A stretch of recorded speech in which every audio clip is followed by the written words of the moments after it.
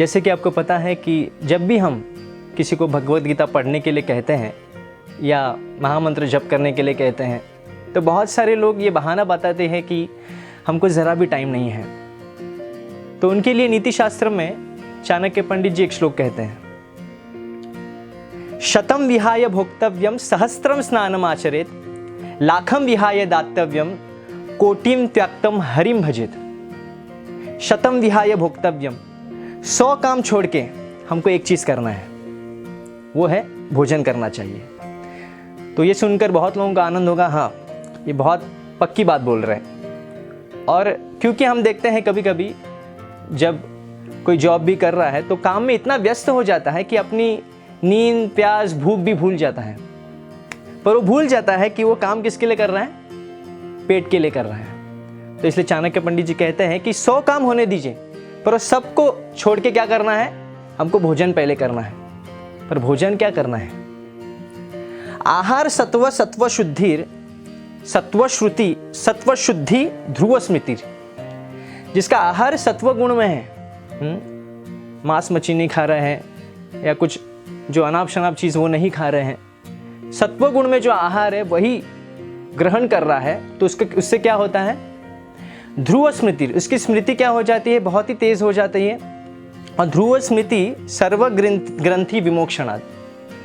आहार सत्व सत्व शुद्धि, क्योंकि आहार सत्व होने की वजह से उसका जो भी उसकी जो चेतना है वो पूरी शुद्ध हो जाती है, और चेतना शुद्ध होने के कारण उसकी जो स्मृति है वो आध्यात्मिक जीवन में बढ़ने के लिए हेल्प करती है। तो आहार सत्व सत्व शुद्धि ध्रुव स्मृतिर सर्व ग्रंथि विमोक्षणात्। और जिसकी स्मृति ध्रुव है, आध्यात्मिक चीज़ों में इंटरेस्ट पैदा करती है, वैसी स्मृति से क्या होगा, सर्व ग्रंथि, सभी ग्रंथि से, सभी बंधन से वो छुटकारा पा सकता है। शतम विहाय भोक्तव्यम।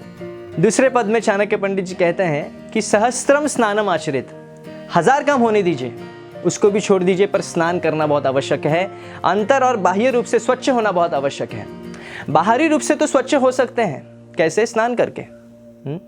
मलिमोचने पुंसाम जल स्नानम दिने दिने संसार मलनाशनम सकृत गीतामृतम। कि जो शरीर का जो मल है वो तो निकल जाएगा स्नान करने से, साबुन लगाने से, पर जो हृदय में, जो मन में बसा हुआ मल है वो कैसे निकलेगा, भगवद गीता का रोज अध्ययन करने से।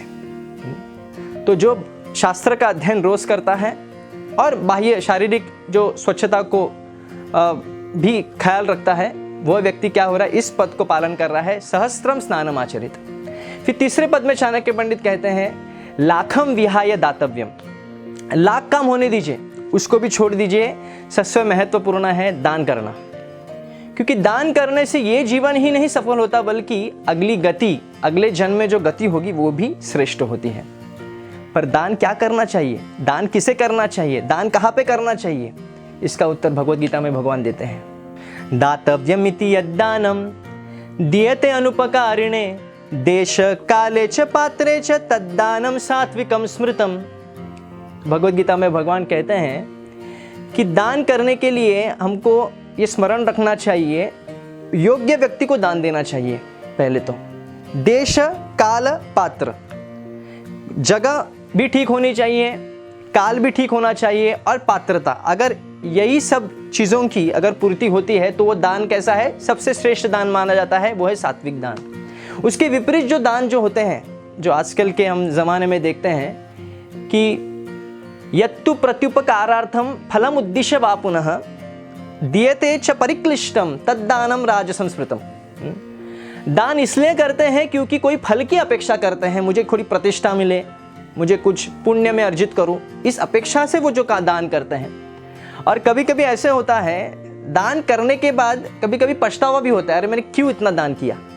तो ऐसे भाव से जो दान करता है वो क्या है, वो सेकंड क्लास दान माना जाएगा, राजसम स्मृतम, वो रजगुण में दान माना जाएगा।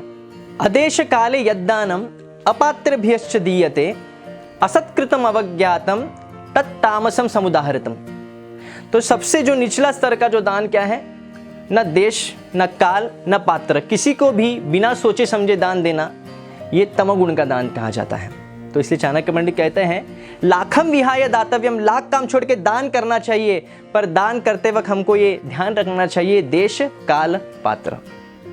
अंतिम पद में चाणक्य पंडित कहते हैं कोटिन व्यक्तम हरिम भजित, करोड़ों काम छोड़ दीजिए पर एक चीज हमको करना है, वो कि हरि का भजन।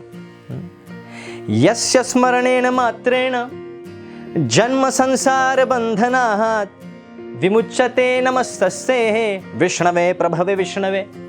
वो भगवान विष्णु, वो भगवान कृष्ण जिनके स्मरण मात्र से जन्म संसार का बंधन छूट जाता है, ऐसे विष्णु भगवान का अगर कोई भजन करता है तो उसको जन्म मृत्यु चक्कर से छूटना पड़ेगा। यही सबसे महत्वपूर्ण कार्य है।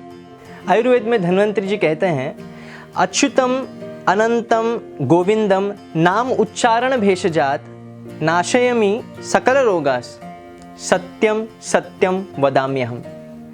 ये सत्य कहते हैं, धन्वंतरी जी कहते हैं कि ये सत्य बात है कि भगवान विष्णु अथवा कृष्ण के नाम जो भी कोई उच्चारण करता है वह सभी रोगों से मुक्त हो जाता है। इसलिए चाणक्य पंडित जो कह रहे हैं कि जो बहाने बनाते हैं कि बहुत सारे काम हैं, हम शास्त्र अध्ययन नहीं कर सकते, हम भगवद गीता नहीं पढ़ सकते, हम ये नहीं कर सकते, बहुत हम व्यस्त हैं, ऐसे लोगों के लिए ये श्लोक का तात्पर्य समझना बहुत ही आवश्यक है। तो चाणक्य पंडित कहते हैं कि हम 100 काम में भी व्यस्त हो फिर भी हमें भोजन करना चाहिए, 1000 काम में व्यस्त हैं तो हमें स्नान करना चाहिए, लाख काम में व्यस्त हैं हमको दान पुण्य करना चाहिए, और करोड़ों काम क्यों ना हो हमको हरि का भजन करना ही चाहिए। तो इसलिए सभी शास्त्र का यही उपदेश है कि हरि का भजन बहुत ही आवश्यक है। और भजन करना यानी सिर्फ करताल मृदंग से कीर्तन करना नहीं होता है। भज धातु से आया हुआ ये शब्द है भजन, यानी भगवान की सेवा करना। तो कोई भी माध्यम से क्यों ना करे, चाहे वो ग्रंथ वितरण करे, चाहे वो मंदिर का झाड़ू पोछा लगाए, तो यह भी भजन है, चाहे वो कीर्तन करे वह भी भजन है। तो इसलिए सभी से निवेदन है कि हरि का भजन कभी नहीं त्याग करना चाहिए। हरे कृष्णा। ऐसे ही और भक्तिमय कार्यक्रमों के लिए देखिए हरे कृष्णा टेलीविजन। इसे प्राप्त करने के लिए आप अपने केबल अथवा DTH ऑपरेटर से संपर्क करें तथा और अधिक जानकारी के लिए आज ही डायल करें 8767 845 845।